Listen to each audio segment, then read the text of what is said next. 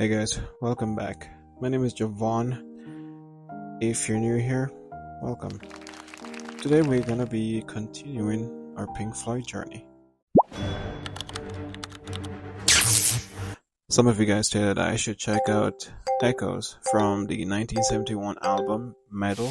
As I saw the name Echoes, the first thing that came to mind was just this background effect echoing in my ear, or probably a mixture of instruments just echoing in an auditorium or something like that. That's what I keep thinking about. But as I think about it, it could be a bit of a different gist to it. Like maybe it's telling a bigger story, like possibly it's echoes from the past. I'm sorry. Alright, so that was just my take on what it could be about, or what it may be touching on slightly. But I've done a little bit of research just to know precisely what it is about. Pink Floyd's 1971 epic Echoes was born out of 36 disconnected musical fragments the band called Nothing, parts 1 to 24. Wow. Its defining soundscape was built entirely by accident. Keyboardist Richard Wright struck a C note through a Leslie speaker, creating the iconic ping, and David Gilmour found the seagull effect by plugging a wah-wah pedal in backward. Okay, so I guess I need to look out for the ping and also look out for the seagull effect. And this song was completely created by, well, not completely, but that section was created by accident. And I guess I just was inspired by that to create the rest of the song. Why is this song 24 minutes? Why? Why is it that long? That's what she said! Michael, please. There he is. Please. It definitely is gonna have a lot of transitional sections, a lot of high points, a lot of low points, a lot of breakdowns, a lot of build-ups. I really like that roller coaster ride in my songs. I'm looking forward to that. I'm pretty sure it's gonna have a whole lot of that in this one. Additionally, to note, for this one, I'm gonna be checking out first the Live at Pompeii performance. So I guess the concert was done to commemorate or to showcase this album, which is quite epic. Which means they probably went all out in this one. So the song was immortalized by the 1972 concert film Pink Floyd Live at Pompeii. Directed by Adrian Maben, the band performed the sprawling track in the empty ancient Roman Amphitheatre in Pompeii, Italy.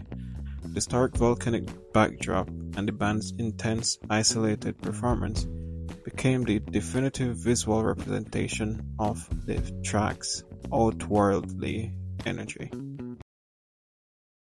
Alright, so that's another spoiler for me. So it apparently has an outworldly energy. When I hear it, or when I see it, I think about Tool Descending and the different sections that I've heard throughout that song.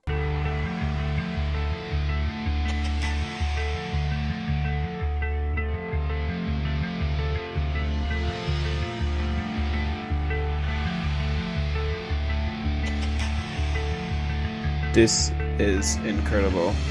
Wow. That was a really epic song. And a bit of a tangent. But yeah, in terms of this song, I'm looking forward to all of these sections. Seems it's gonna be really interesting. After I check out that performance, I will check out the full official version of this song in this video for you guys. So this one is a special one for you. So I hope you stay to the end. We'll be going through and see what this song really is about, and also this performance. So let's get into it.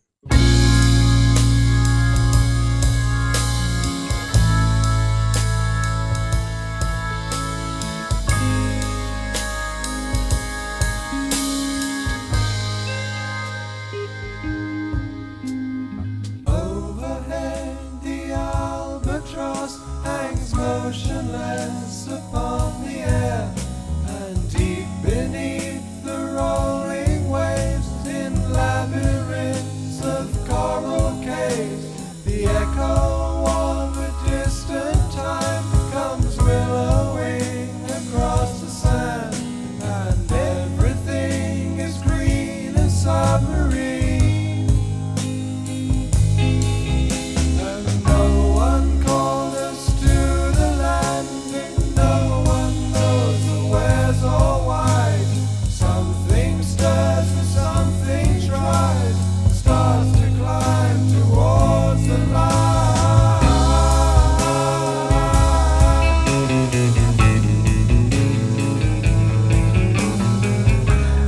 There's something about seeing a younger David. I haven't seen him before. I like the long hair.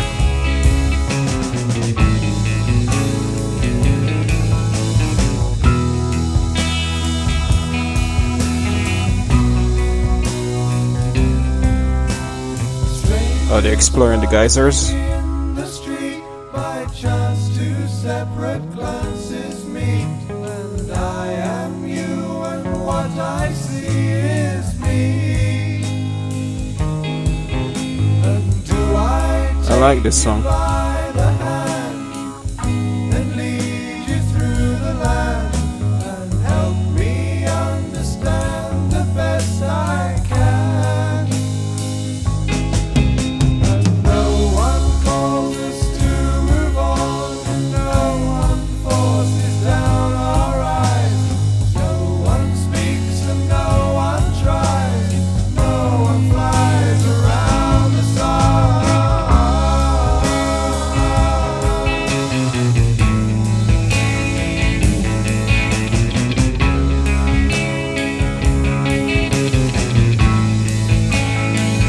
I didn't know Richard was going to be on vocals as well. That's really interesting to see. I like the harmony with him and David. I haven't seen that much.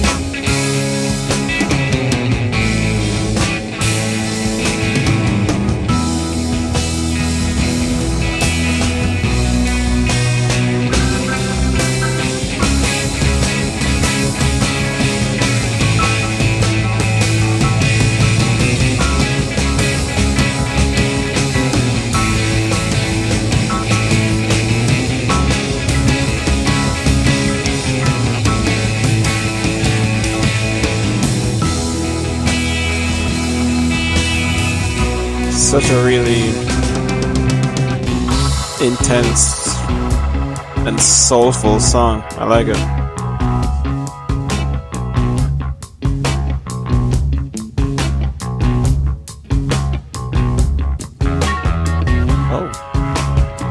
big production.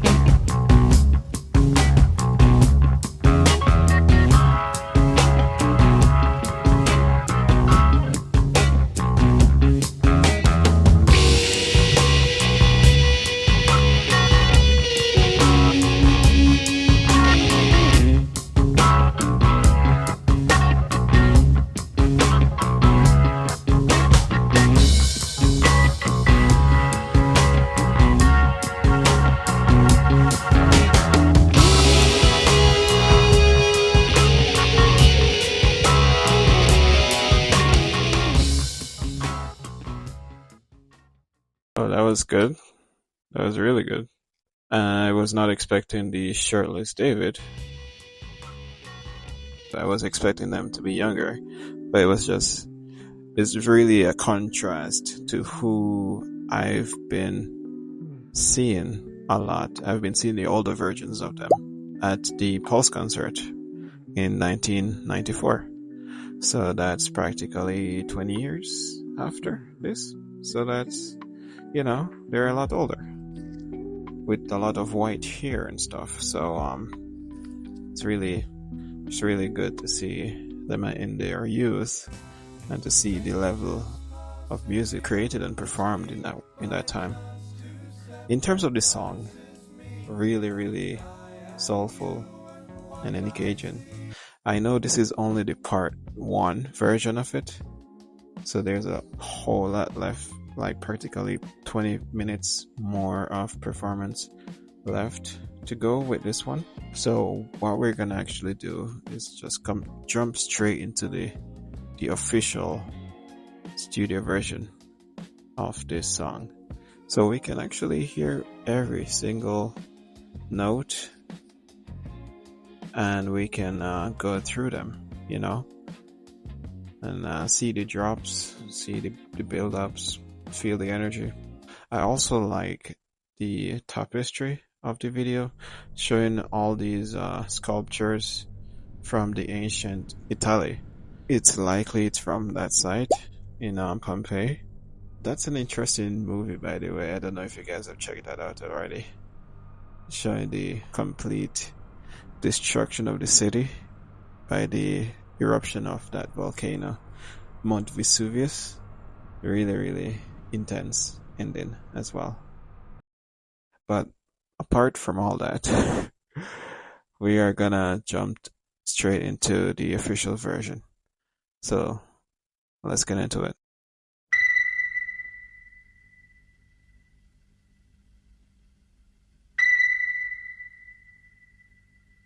Oh, that's the ping.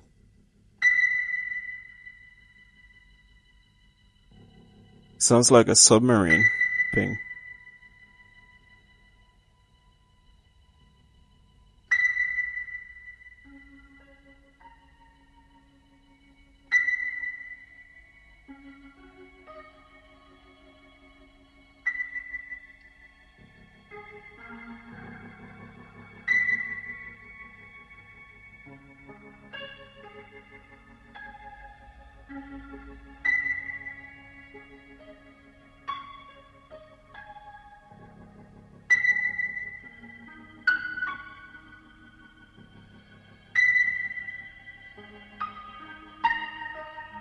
Sounds so ominous.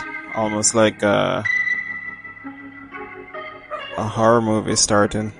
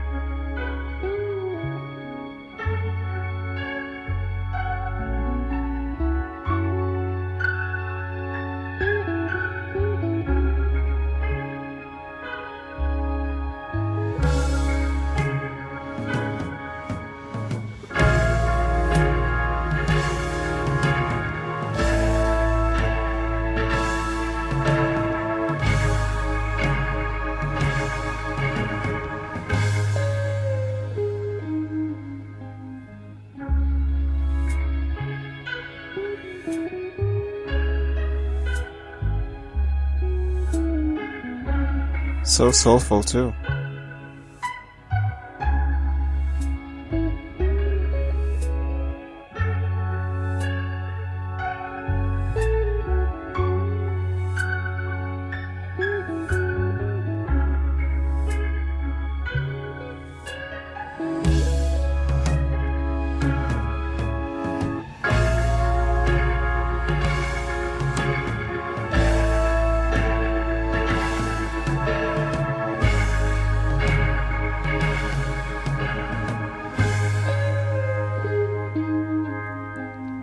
Overhead, the albatross hangs motionless upon the air, and deep beneath the rolling waves, in labyrinths of coral caves, the echo of a distant tide comes willowing across the sand, and everything is green as submarine.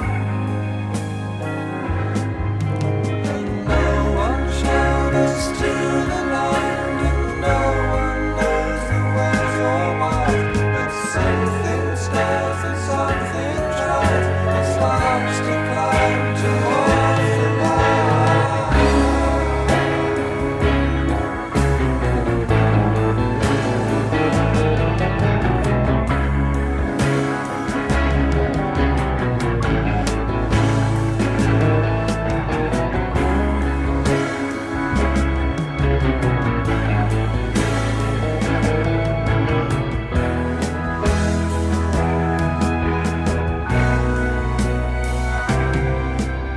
Strangers passing in the street, by chance two separate glances meet, and I am you, and what I see is me. Do I take you by the hand and lead you through the land, and help me understand the best I can? No one calls us to move on, and no one forces down our eyes. No one speaks and no one tries, no one flies around the sun.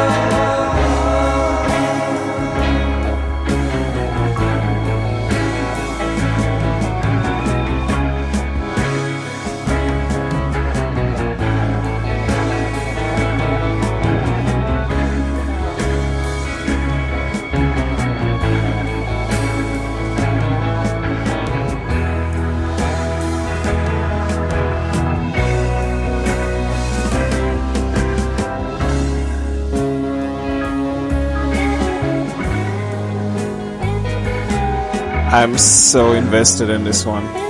It's just so...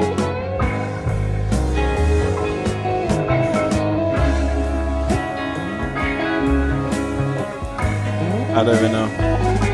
It's just so... like it has a grasp on me, you know?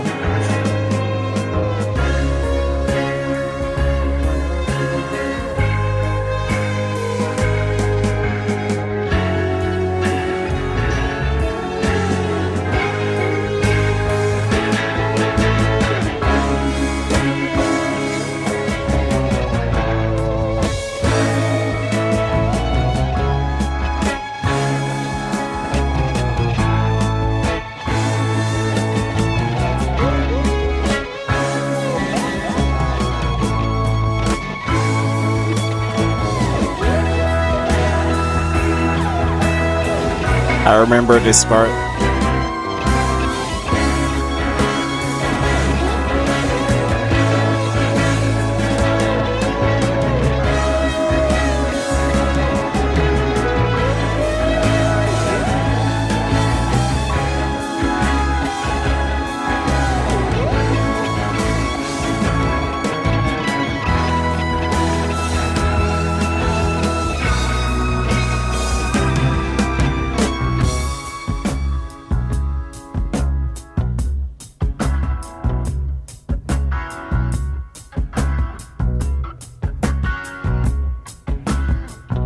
Let's go.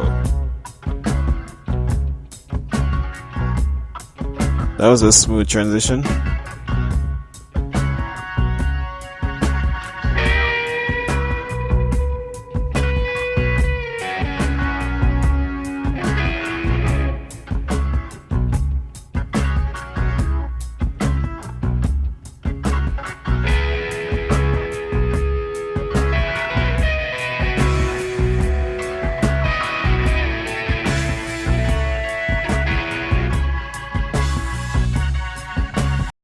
Echoes.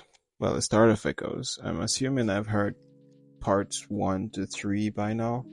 Maybe parts 1 and 2. I'm not sure. Honestly, I'm not even trying to know which parts I'm in. I'm listening it as a whole to kind of see what it really entails. The first section, I definitely heard the ping that you guys talk about. It really sounded like a submarine, and that's interesting to see that was actually mistakenly created, because it precisely sounds like a submarine ping, like when like a radar or something like that. It sounds like that. But overall, the transition between the first section and that section just now, that was just a change in mood completely. This song has been an experience so far.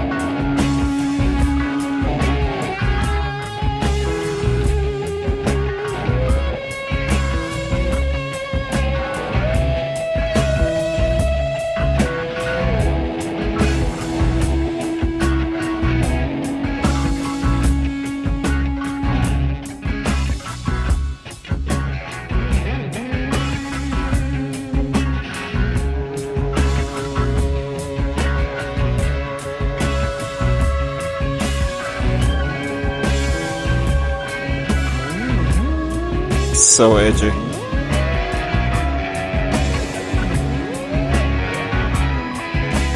I really like when David make the guitar try in the back.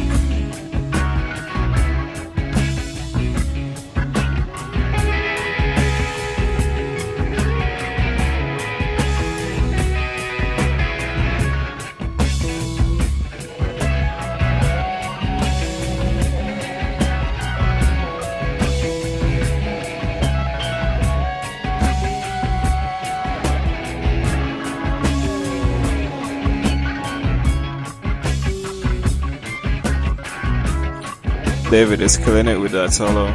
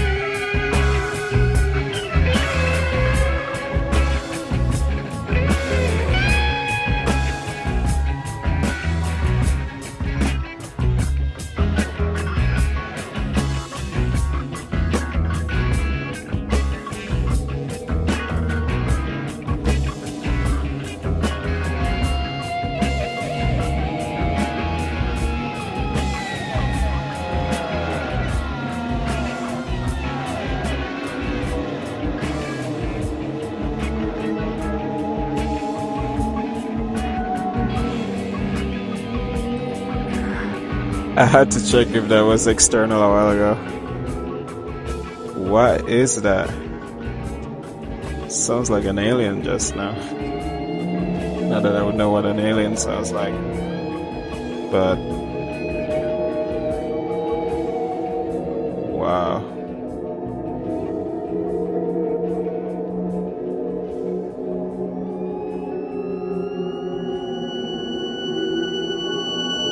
So we're back to the ominous section from the first part.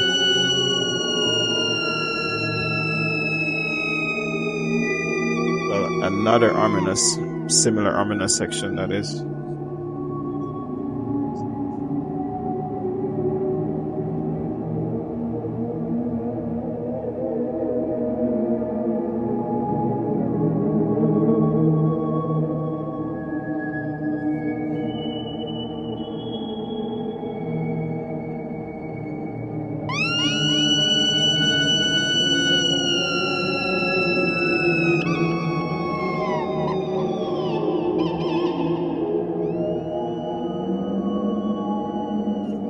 So now we're hearing the echoes, the actual echoes. Oh, that's the seagull sound that they were talking about in the first part. Oh.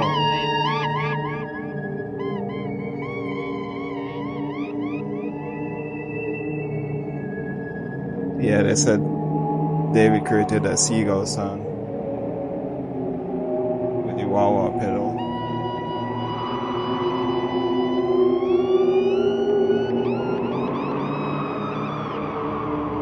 It actually kind of sounds a little bit like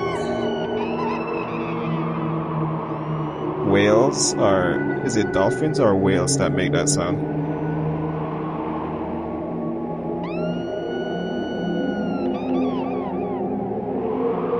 It's dolphins. Yeah, it's dolphins.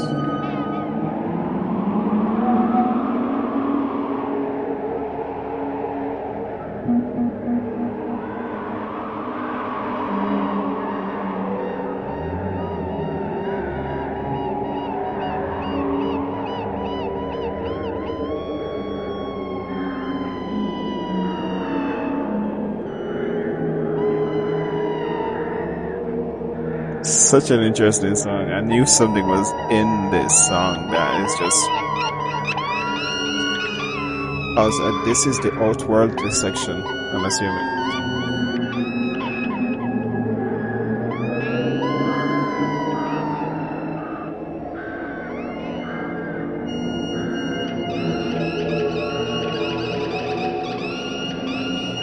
It's just so eerie as well.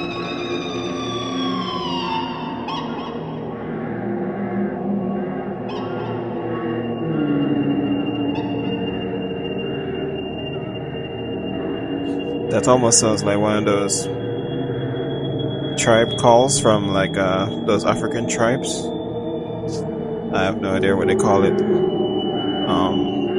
Those type of calls. I don't even know how to how to describe this section anymore. It's just so interesting. I really like how to do this song.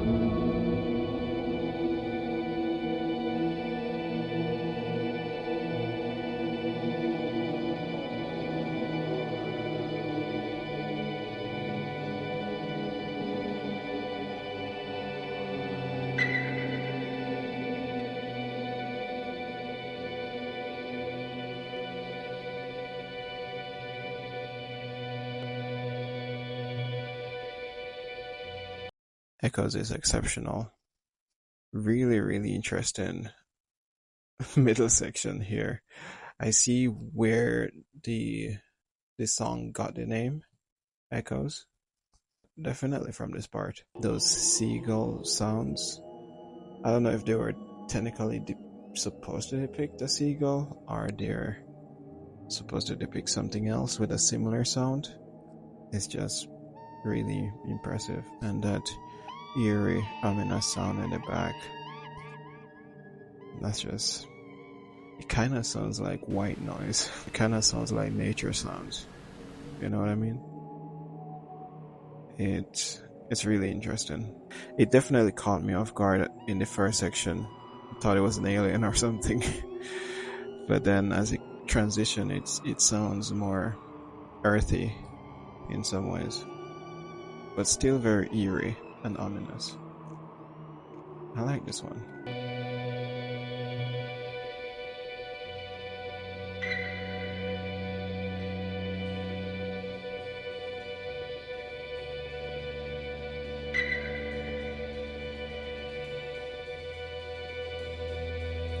The more I listen to it, it just reminds me of like a background music in some type of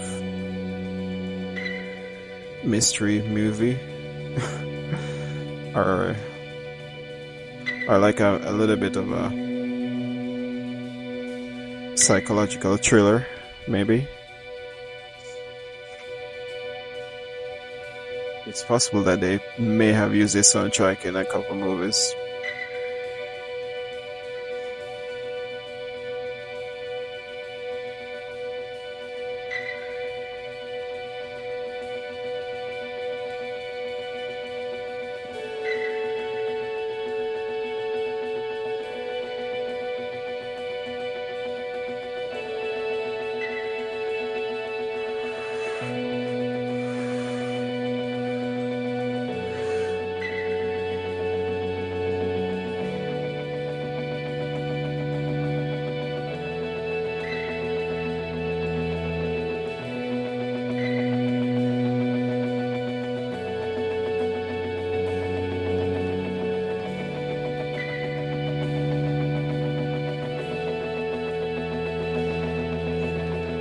We got a guitar building up in the back.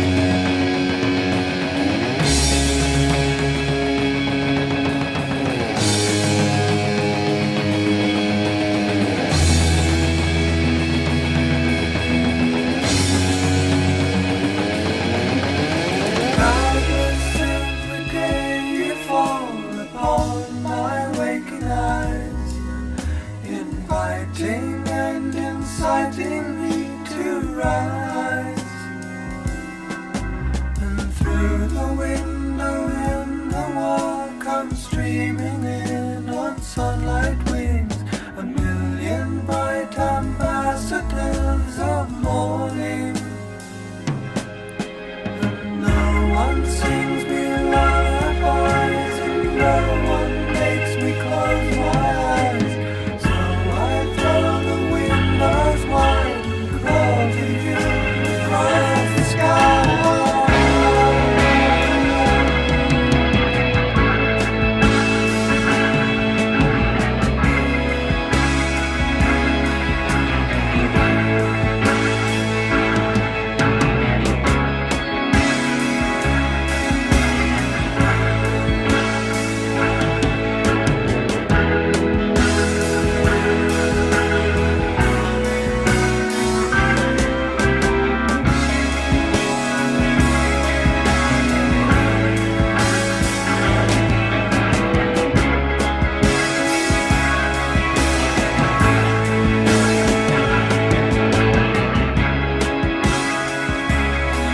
a while ago, a thought came into my head.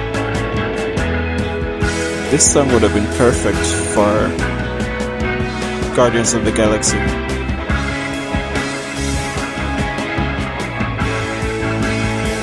I don't know what scene though.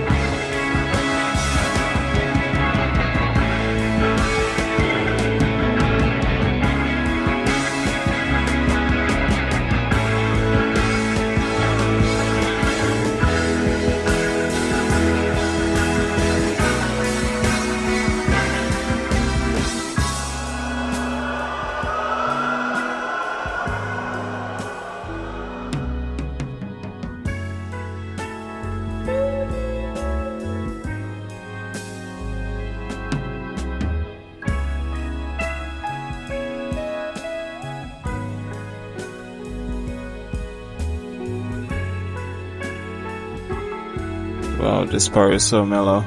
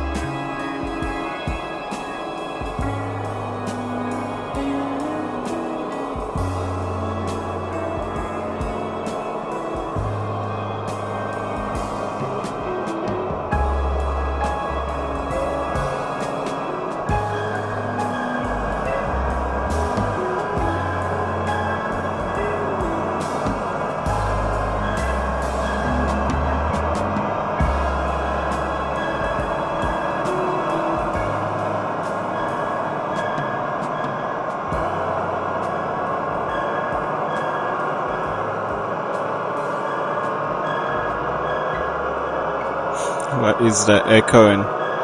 What is that? Kinda sounds like a F1 track. Just a little bit. Well, in the middle of a race.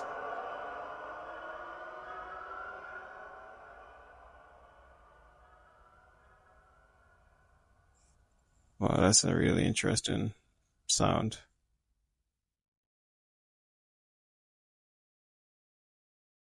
Exceptional song. I love the mixture of sections that this song has. It definitely, the strongest section of it was at the starting. Well, it had a lot of drumming in those sections, like heavier drumming than the middle and the last section. So I would say they started off strong, but then they kind of mellow it out and keep it within this ominous range as it transitioned towards the end.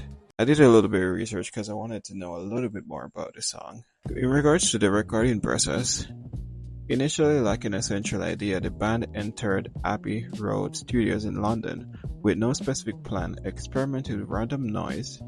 The breakthrough happened when Wright ran his grand piano through a Leslie speaker, a technique the studio engineers initially claimed was impossible, creating an eerie underwater reverberation that anchors the track.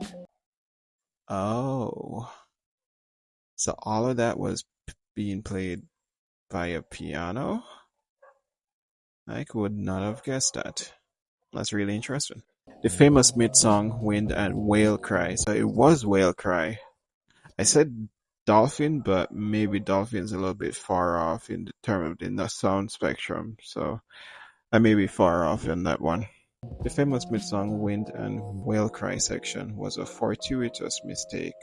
David Gilmour accidentally plugged his wah-wah pedal in reverse, causing his guitar to produce strange, howling frequencies.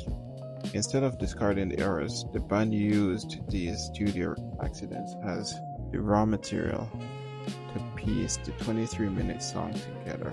Is that more of a mistake? The first one was definitely not random in terms of that. It was experimentation. For the wah-wah pedal section, that one was a mistake. and that part really was throughout the song. It was really intentional for the most part. In terms of the concept and the lyrics, before settling on the title Echoes, the band worked with early titles like Return of the Son of Nothing. That would not have catched on. Echoes sounded way better. While the music takes listeners on a journey from the depths of the sea to outer space, Roger Waters' lyrics reflect on the tragedy of human isolation and the need for empathy. It's a really important case in this world. And it's actually really growing in some ways in the negative aspect. It's not really something that it's being looked at that much. Waters was heavily influenced by the poem Two Planets by Muhammad Iqbal, which deals with the idea of separate entities yearning to connect but kept apart by the laws of the universe. This inspired the opening line about the albatross and the famous verse about the strangers passing in the street, searching for mutual understanding. I didn't fully analyze the lyrics as I was listening to the song. I think this song really, the musicianship and like the different sounds throughout it really distracted me from the full aspect of the lyrics in the first section, the first and the last section. But that is really a profound message by this song. Really, really interesting. I guess I'll listen to the song even more. I'll listen to the song some more, and over time I'll listen to the lyrics and get the full gist of it on my own. But Echoes, really, really interesting song. Definitely playlist material. Alright, so thanks for sticking around. If you actually watched all of this with me, you did good. Like, share, and subscribe to the channel. And I hope you have a wonderful rest of your day. I see you guys in the next one. Peace out.